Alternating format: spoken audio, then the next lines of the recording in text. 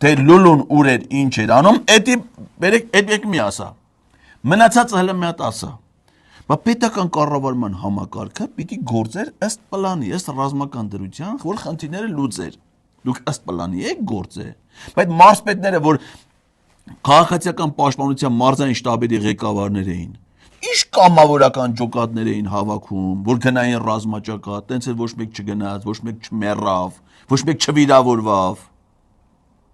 Շատ արդյունավետ են գործել, շատ պիտի ներսից հլես, որ իմանաս ինչեր են արել Պետրոս։ Ուղղակի մենակ այդ անվտանգություն, պատերազմի ժամանակ մենակ մի խնդրեմ են ունեցել մարդիկ, անվտանգություն։ Մնացածը սա չոք է եղել, ասենք կրթությունը, գիտությունը, սոցիալական ապահովությունը, գյուղատնտեսությունը, դեկտեմբերին օրինակ շատ լավ գյուղատնտեսություն էր, նոյեմբերին, դեկտեմբերին, պատերազմի ժամանակ շատ լավ